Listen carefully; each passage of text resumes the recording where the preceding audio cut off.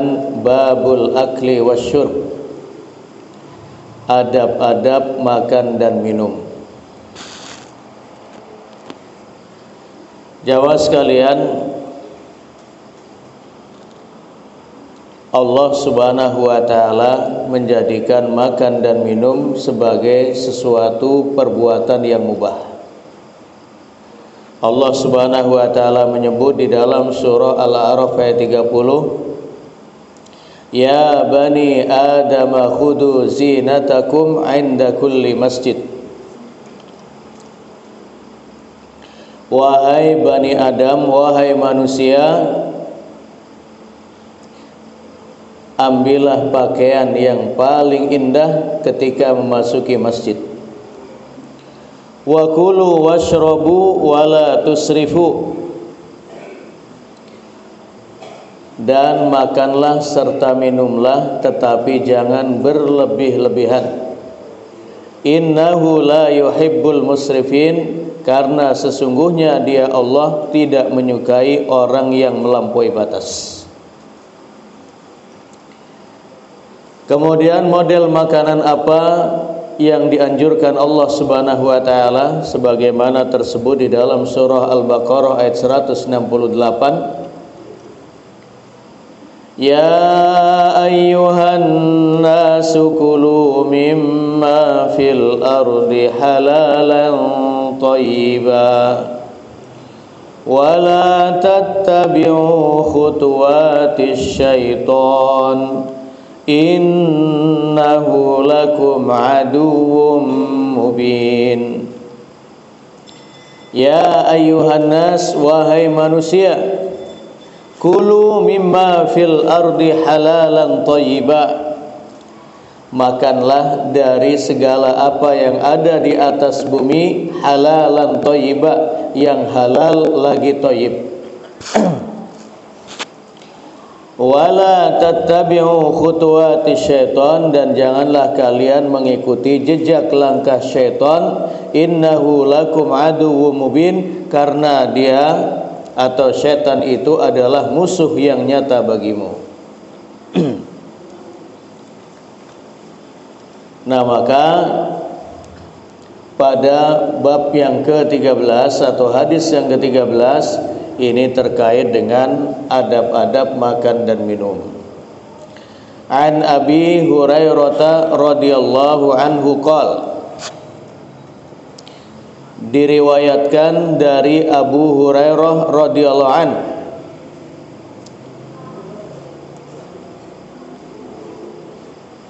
ia berkata, ma'aba Rasulullah sallallahu alaihi wasallam ta'aman qattu. Rasulullah sallallahu alaihi wasallam tidak pernah mencela makanan apapun. Inishtahahu akalahu.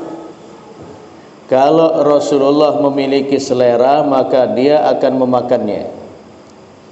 Wa in karihahu tarakahu. Tetapi kalau Rasulullah tidak berhasrat, tidak berselera mencicipi makanan tersebut, tarakahu, maka Rasulullah sallallahu alaihi wasallam membiarkannya, tidak mencela, tidak mengumpat, baik yang memberi atau makanan tersebut. Muttafaqun alaih, hadis diriwayatkan oleh Bukhari dan Muslim. Nah, hadis ini yang mewakili hadis-hadis terkait tentang adab-adab makan dan minum. Maka Al-Imam An-Nawawi di dalam kitabnya Riyadhus Shalihin dari bab yang ke-100 sampai 104 itu menyebutkan hadis-hadis yang terkait dengan adab-adab makan dan minum. Di antaranya yang pertama, bahwa makan dan minum atau sebelum makan dan minum mengucapkan basmalah, ucapan bismillah. Hal ini berdasarkan hadis yang diriwayatkan oleh Umar bin Abi Salamah radhiyallahu anhuma qol. Ia berkata, qala li Rasulullah sallallahu alaihi wasallam.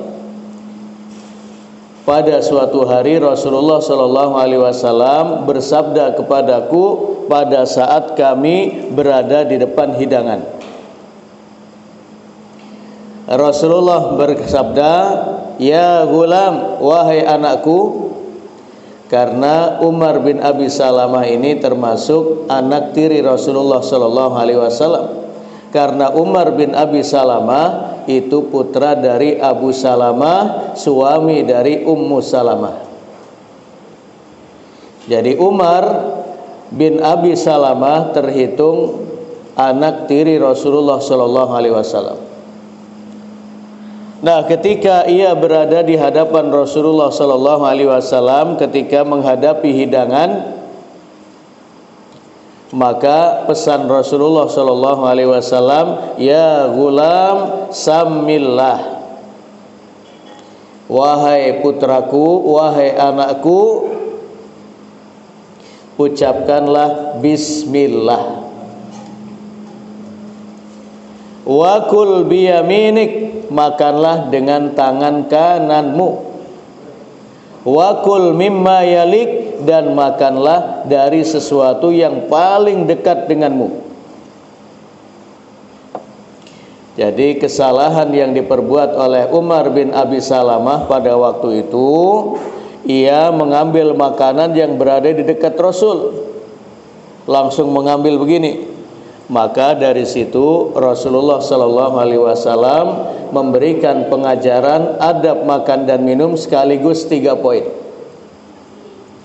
Yang pertama, sammillah, ucapkanlah bismillah. Yang kedua, wakul biyaminik, makanlah dengan tangan kananmu. Yang ketiga, wakul mimma yalik, makanlah dari yang paling dekat denganmu. Nah, jadi adab yang pertama mengucapkan bismillah. Cukup ucapan bismillahirrahmanirrahim ketika memulai makan dan minum. Adapun doa yang sudah kita kenal, Allahumma barik lana fima razaqtana wa qina adzabannar. Allahumma barik lana, ya Allah berkahilah kami, fima razaqtana, dari makanan yang Engkau rizkikan kepada kami, wa qina adzabannar, dan jauhkanlah kami dari siksa neraka. Hadis ini diriwayatkan oleh Ibnu Sunni dan disebutkan oleh Al-Imam An-Nawawi dalam kitabnya Al-Adhkar. Tetapi sebagian besar ulama menyebutkan hadisnya dhaif, hadisnya lemah. Hadisnya lemah. Hadisnya lemah. Hadisnya lemah. Tetapi disebutkan oleh Al-Imam An-Nawawi dalam kitabnya Al-Adhkar. Dan bagaimana berpedoman kepada hadis lemah, hadis dhaif, secara hukum boleh saja sebagaimana disebutkan oleh Syekh Muhammad bin Shalih Al-Utsaimin, selama tidak dalam persoalan akidah, kemudian tidak meyakini hadis itu sebagai hadis sahih, kemudian tidak bertentangan dengan hadis-hadis sahih, itu boleh dipakai. Allahumma barik lana fima razaqtana wa qina adzabannar. Tetapi berdasarkan hadis muttafaq alaih tadi, cukup memulai makan dan minum dengan ucapan bismillah, sammillah. Pertanyaannya, Bagaimana kalau kita ingat bahwa kita belum membaca bismillah sebelum memulai makan dan minum? Apa yang kita ucapkan? Pak Jayus ada nggak Pak Jayus? Absen. Apa yang kita ucapkan kalau kita lupa mengucapkan bismillah di awal makan dan minum? Ya? Ya. Di dalam riwayat Tirmidzi dari Ummul Mukminin Aisyah radhiyallahu anha qalat qala Rasulullah sallallahu alaihi wasallam, bahwasanya Rasulullah sallallahu alaihi wasallam bersabda, idza akala ahadukum falyadhkurismallah, apabila kalian makan dan minum sebutlah nama Allah.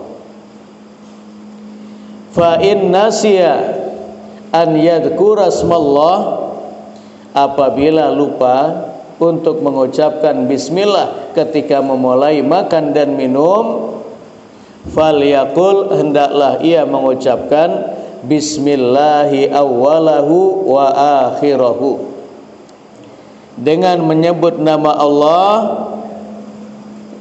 di depannya dan di akhirnya, artinya tengah-tengahnya dapat. Jadi kalau kita lupa, ingat-ingat ketika kita sudah hampir kenyang, maka mengucapkan bismillahi awwalahu wa akhirahu. Itu. Lalu doa setelah makan, apa yang kita baca? Doa setelah makan apa yang kita baca Bapak Ibu?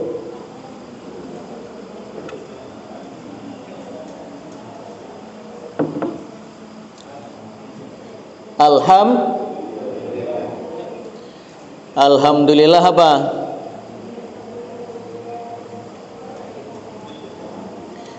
Ya, di dalam riwayat Tirmidzi disebutkan, itu yang terkenal, populer, alhamdulillahilladzi at'amana wa saqana wa ja'alana minal muslimin. Segala puji bagi Allah yang telah memberi kami makan dan minum dan menjadikan kami orang-orang muslim. Ada hadis yang lebih kuat dari itu, yang diriwayatkan oleh Imam Tirmidzi, Ibnu Majah, Ahmad dan yang lain, di mana Rasulullah sallallahu alaihi wasallam bersabda, "Idza akala ahadukum faqal", apabila salah seorang dari kalian makan dan minum, kemudian ia berdoa, alhamdulillahilladzi at'amani hada wa razaqanihi bi ghairi haulin minni wala quwwah. Alhamdulillahilladzi at'amani hadza wa razaqanihi min ghairi haulin minni wala quwwah. Segala puji bagi Allah yang telah memberikan aku makan, ya, makan dan minum, wa razaqanihi, dan memberikan rizki kepadaku berupa ini, wa razaqanihi hada min ghairi haulin minni wala quwwah, yang tidak ada kekuatan dariku dan tidak ada daya dan kekuatan dariku untuk mendapatkan makanan ini. Alhamdulillahilladzi at'amani hada wa razaqanihi min ghairi haulin minni wala quwwah. Sampai di situ aja. Kata Rasulullah, orang yang setelah makan dan minum mengucapkan ini, ghufira lahu ma taqaddama min danbih, dosa-dosanya yang telah lalu akan dihapus. Alhamdulillahilladzi at'amani hada wa razaqanihi min ghairi haulin minni wala quwwah. Akan diampuni dosa-dosanya yang telah lalu. Nah, ini adab yang pertama, membaca doa sebelum makan dan minum. Kemudian yang kedua, wakul biyaminik, makan dan minum dengan tangan kanan. Suatu saat ada seorang sahabat yang makan pada tangan kiri, kemudian tegur oleh Rasulullah sallallahu alaihi wasallam. Dia mengatakan, "Mastata', aku tidak sanggup ya Rasulullah makan dengan tangan kanan." Akhirnya karena mengatakan demikian kepada Rasulullah, maka sejak saat itu tangannya sengkleh yang kanan ini, sehingga setelah itu dia tidak mampu lagi untuk mengangkat makanan, hanya sekedar mengangkat makanan dengan tangan kanan, gak sanggup.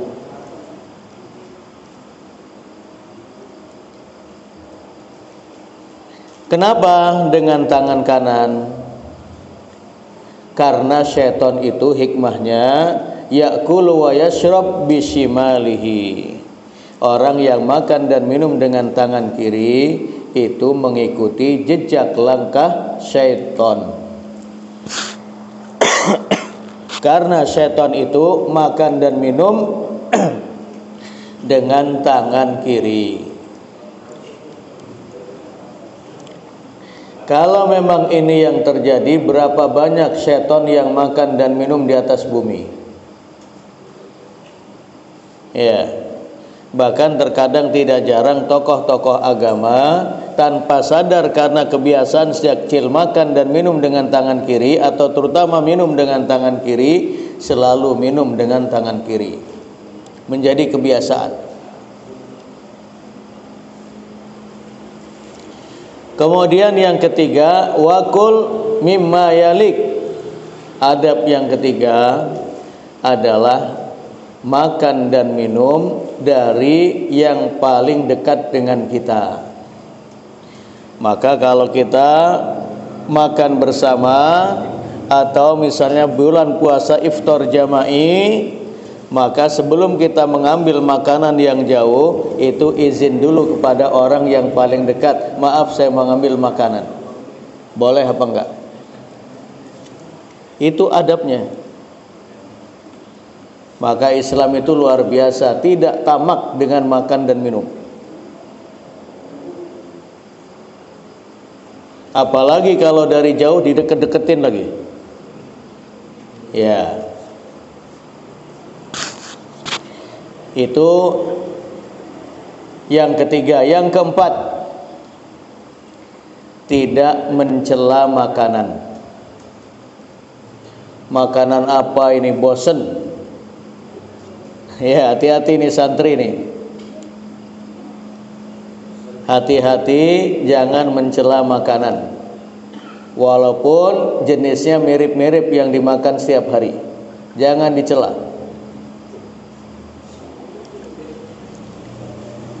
Berdasarkan hadis muttafaq alaih an Abi Hurairah radhiyallahu anhu qol, dari Abu Hurairah radhiyallahu an,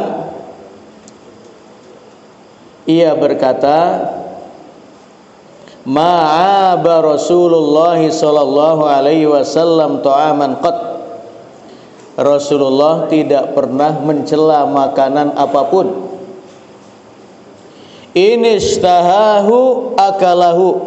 Kalau makanan yang tersedia itu sesuai dengan selera, maka dimakan oleh Rasulullah, dicicipi oleh Rasulullah. Wa in karihahu, kalau Rasulullah tidak suka, tarokahu, Rasulullah membiarkannya. Jadi tidak mencelanya, tetapi dibiarkan, tidak diambil. Ya, tidak mencela makanan. Jadi kalau suka diambil, kalau tidak dibiarkan. Jangan dicela-cela. Tetapi kadang-kadang gatel kita, lisan kita gatel kalau nggak komentar. Nah itu tidak sesuai dengan adab. Apa yang pernah dialami oleh Rasulullah? Jabir bin Abdullah radhiyallahu anhuma pernah menceritakan anna nabiyya sallallahu alaihi wasallam sa'ala ahlahu al-idam. Suatu saat Rasulullah sallallahu alaihi wasallam meminta kepada keluarganya untuk menghadirkan kari kambing, kari daging. Faqalu, keluarganya mengatakan, ma indana illa khallun. Wahai Rasulullah, tidak ada pada kami kecuali cuka. Rasulullah minta kari, adanya cuka. Bagaimana kesimpulannya? Fada'a bihi faja'ala ya'kul. Karena yang ada cuma cuka, ya begitulah Rasulullah makan roti dengan cuka itu. Wa yaqul, dan Rasulullah berkata, ni'mal idamu al-khallu. Ni'mal idamu al-khallu. Kari yang paling enak ya cuka ini. Kari yang paling enak ya cuka ini, kata Rasulullah. Muttafaqun alaih. Diriwayatkan oleh Bukhari dan Muslim. Jadi kalau tidak ada makanan apapun, maaf riwayat Muslim, jadi kalau tidak ada makanan kecuali itu, seperti yang diajarkan oleh Rasulullah, dimakan dengan penuh kenikmatan. Jangan dicela. Walaupun yang tersisa, yang ada tinggal cuka, yang biasanya untuk makan bakso dan makan empek-empek. Makanya coba sekali-kali Bapak Ibu, supaya kita merasakan apa yang pernah dikecap oleh Rasulullah Sallallahu Alaihi Wasallam, makan nasi dengan cuka. Iya, makan nasi dengan cuka. Ya, sambil mengatakan ni'mal idamu al-khallu, ni'mal idamu al-khallu. Kari yang paling enak ya cuka itu. Bisa nggak kita mengatakan makanan yang paling enak adalah nasi dan cuka? Luar biasa. Kalau penuh dengan kenikmatan memaknainya, insya Allah perut akan terbebas dari kerusakan, dari kengiluan, sakit perut dan segala macam itu kalau dinikmati dengan kenikmatan iman.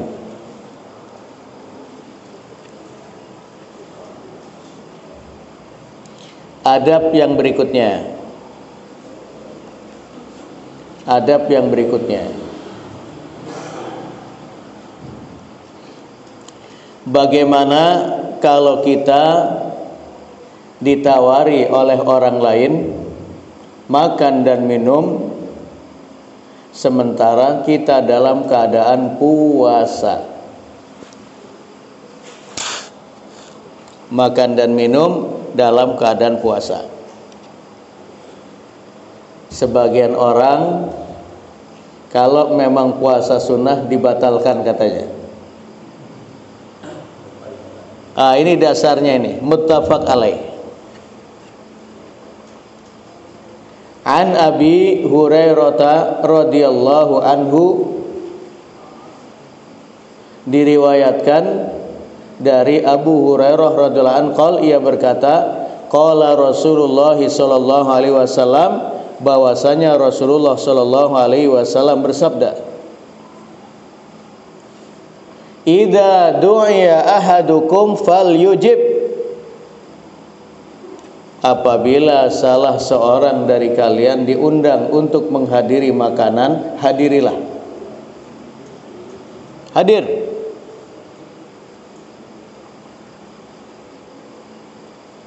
Fa in kana shaiman falyasil.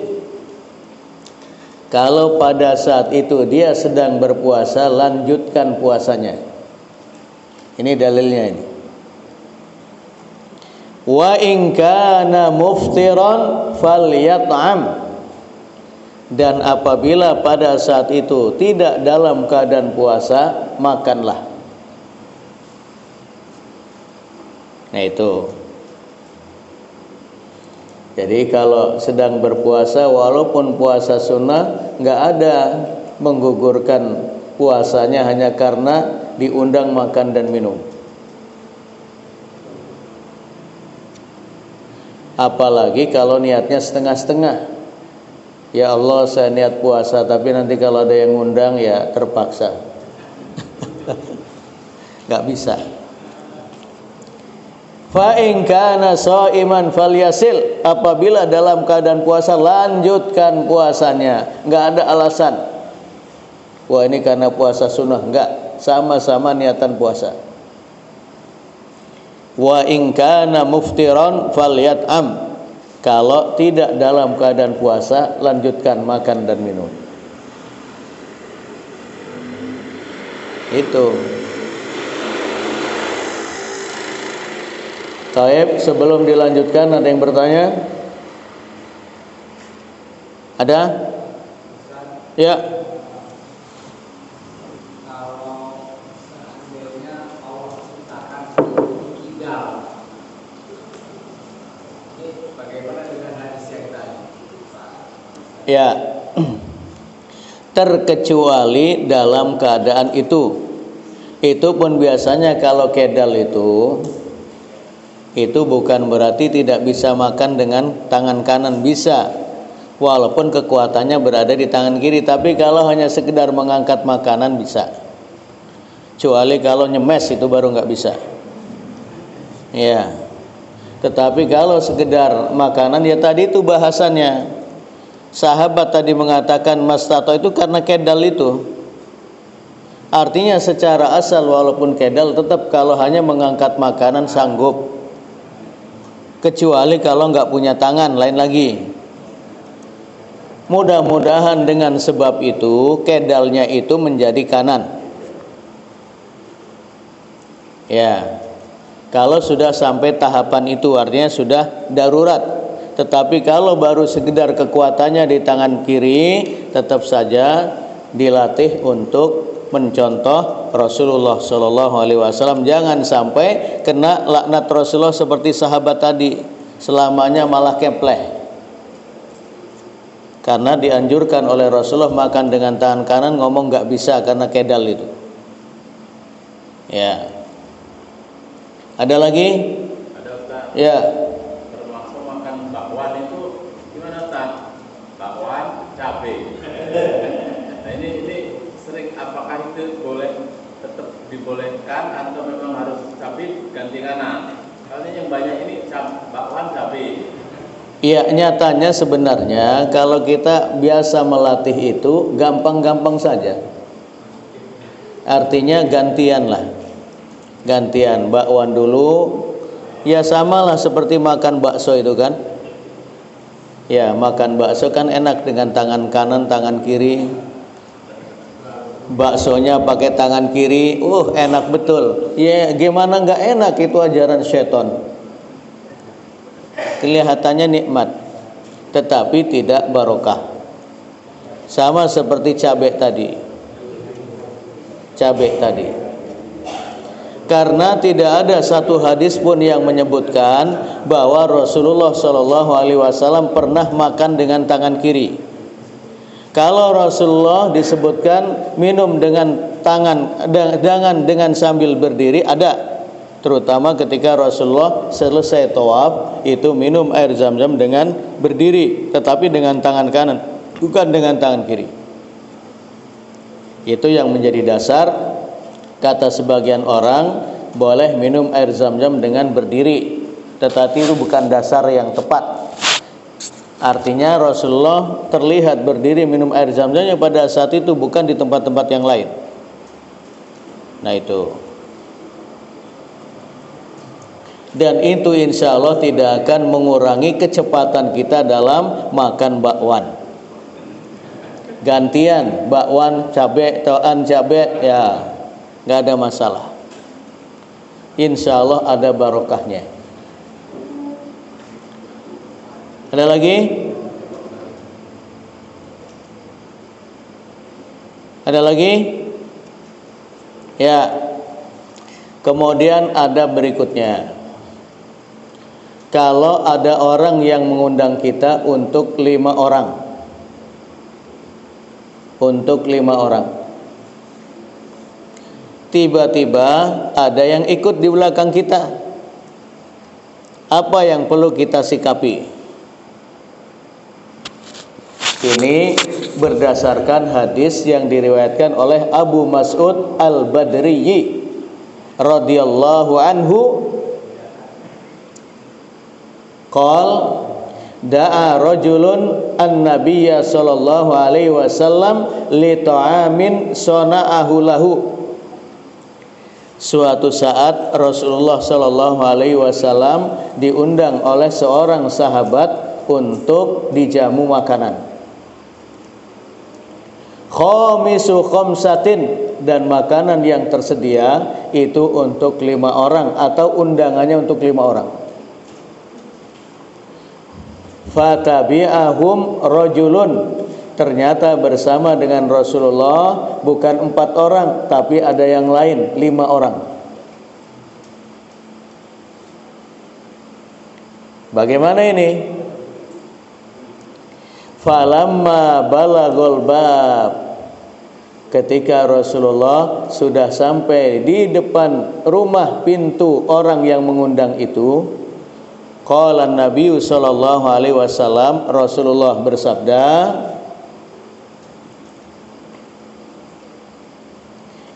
fa in syi'ta an ta'dana lahu. Jadi setelah Rasulullah SAW mengatakan, wahai tuan rumah, kalau engkau izinkan, ya, inna hadza tabi'ana, orang ini tadi ikut bersama kami. Fa in syi'ta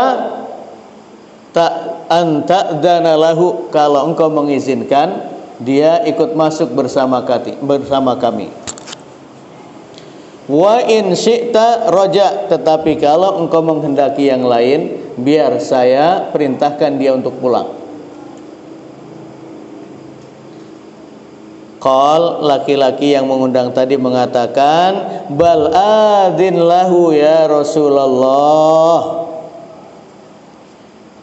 Jangan ya Rasulullah, tetapi izinkan ia bersama dengan Rasulullah masuk mencicipi makanan yang kami siapkan. Nah itu. Jadi adabnya, kalau kita diundang, nah ini yang menjadi dasar. Kalaupun nggak diundang pun boleh datang.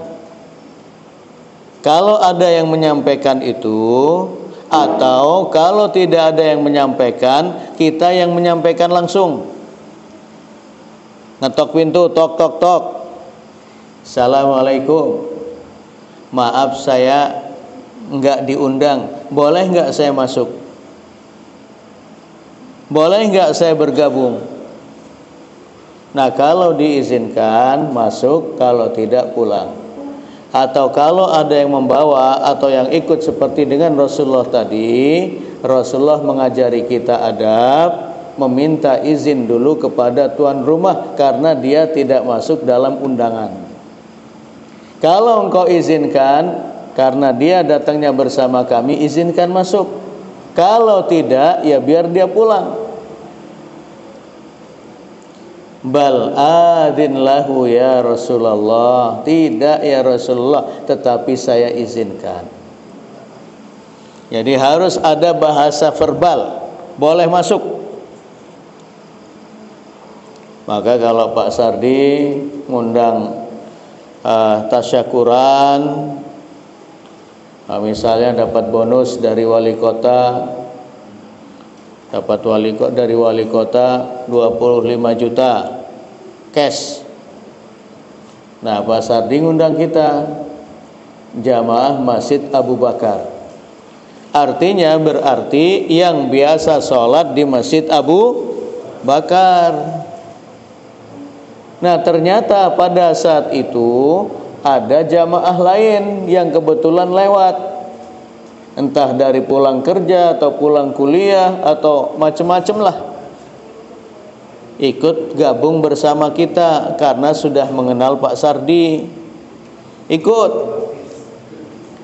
Nah, ketika kita tahu ini jamaah yang tidak biasa, artinya tidak masuk dalam cakupan undangan Pak Sardi, maka kita sebagai pengurus masjid menyampaikan itu, Pak Sardi ini kebetulan mampir di Masjid Abu Bakar, kalau sampean persilahkan ya ikut gabung untuk acara ini, kalau tidak ya nanti kami perintahkan dia pulang. Nah, sampai ada bahasa verbal dari Pak Sardi, diizinkan atau tidak. Ya, walaupun kemungkinan besar diizinkan, tetapi harus dengan ucapan boleh. Nah, dan ini pula yang menjadi dasar, walaupun kita sudah dekat sekali dengan seseorang, tapi karena lupa diundang, atau misalnya ya karena undangannya banyak nyelip, maka orang yang tidak diundang tidak berkewajiban hadir. Dan kalau hadir minta izin dulu, karena tidak ada undangan. Ini yang terkait dengan hadis yang ke-13 yang menyimbolkan tentang adab-adab makan dan minum. Ada yang bertanya, monggo? Ya. Yang saya alami, misalnya undangan pernikahan, yang datang kan saya sama ibunya, tapi karena saya tidak bisa bawa mobil, bawa anak saya misalnya, anak saya ikut, biasa kita juga undangan saja ikut makan. Kemudian yang kedua, yang selama ini terjadi, kalau seandainya si pesan baik kita lupa, kita juga sungkan untuk datang, karena katanya tidak baik kalau tidak diundang kok hadir. Gimana? Iya. Jadi yang terkait dengan yang pertama, ya tetap itu dikabarkan kepada sahibul bait, karena undangan sampean sama istri, kecuali kalau memang tuan rumah itu mengetahui memang sampean sudah, artinya sudah tidak mampu lagi membawa kendaraan, dan mereka tahu mesti ada yang nganter, yaitu otomatis itu masuk dalam bagian ar'uf, yaitu kebiasaan. Itu masuk boleh.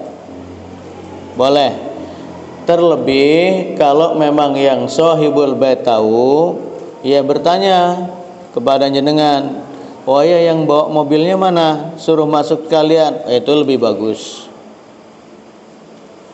Tetapi kalau tidak, bagusnya memberikan kabar, ini saya yang membawa mobil, disampaikan aja, dan insya Allah boleh, walaupun memang yaitu bagian dari adab yang harus disampaikan. Kemudian yang kedua terkait tadi, ya memang kalau kita tidak diundang, walaupun terasa dekat dan segala macam, ya memang tidak berkewajiban hadir. Maka bahasa Rasulullah tadi, idza du'iya ahadukum falyujib, kalau kalian mendapatkan undangan hadirilah. Artinya makna yang terbalik atau mafhum mukhalafahnya, kalau tidak diundang tidak datang. Itu berarti kalau toh kita datang, ya memberikan kabar kepada sahibul bait atau orang yang dekat dengannya, atau misalnya ada orang dekat kita yang menjadi panitia, tolong tanyakan kepada sahibul bait, saya boleh datang apa enggak, mendoakan doa restu. Nah kalau dia mengucapkan ada saja bapak itu, ya bolehlah, itu lebih bagus lagi. Dan secara umum yang tidak diundang tidak datang, itu kaidahnya ya. Dan kalau tidak diundang, ya memberikan kabar, baik kita ikut orang lain atau kita datang dengan keluarga, memberikan kabar ya. Karena ini terkait dengan ta'amul walimah, dengan makanan yang tersedia. Jangan sampai karena banyak yang hadir melebihi batasnya, maka orang-orang yang datangnya sore atau yang datangnya setelah maghrib sudah nggak kebagian lagi walimahnya. Itu sebenarnya, sehingga Rasulullah memberikan kabar karena ini untuk 5 orang. Begitu ada yang ikut disampaikan, khawatir tidak cukup, persiapannya kurang, maka perlu disampaikan. Sama seperti undangan walimatul urus ataupun yang lain, karena mereka sudah mengira-ngira yang hadir sekian-sekian, ternyata yang hadir melebihi itu. Kasihan yang belakangan, karena inti walimah itu dalam kitab-kitab fikih ya ta'amun yuqaddamu lil hadirin, makanan dan minuman yang disiapkan untuk orang-orang yang hadir atau undangan, itu definisi walimah. Maka kalau ada namanya walimah kok makanannya sangat sederhana atau bahkan kurang-kurang, yaitu berarti nuansa walimahnya menjadi kurang nilainya. Nah itu, apalagi walimah di zaman Rasulullah dulu yang nggak ada amplop-amplopan, datang aja, yang diundang ya datang, yang enggak, tapi sudah disiapkan. Ya tidak seperti zaman sekarang, siapa yang diundang, siapa yang enggak diundang, itu semua terkadang patokannya adalah materi, bukan yang lain. Makanya Rasulullah pernah menyebutkan syarrut ta'ami ta'amul walimah, seburuk-buruknya makanan adalah makanan yang disiapkan pada saat walimah. Yud'a biha al-aghniya wa yutraku biha al-fuqara, karena yang diundang itu orang-orang kaya karena memiliki finansial, dan tidak diundang orang-orang yang fakir karena hanya menjadi beban. Nah itu. Taib, demikian, mudah-mudahan bermanfaat dan mudah-mudahan menjadi pelajaran dan ingatan kita tentang adab-adab makan dan minum yang kadang-kadang kita lupa. Padahal kalau kita memenuhi adab-adab makan dan minum, maka dalam makan dan minum yang hanya mubah itu bernilai pahala, bernilai ibadah di sisi Allah Subhanahu wa taala. Demikian, hadanallahu wa iyyakum ajmain wal afu minkum. Assalamualaikum warahmatullahi wabarakatuh.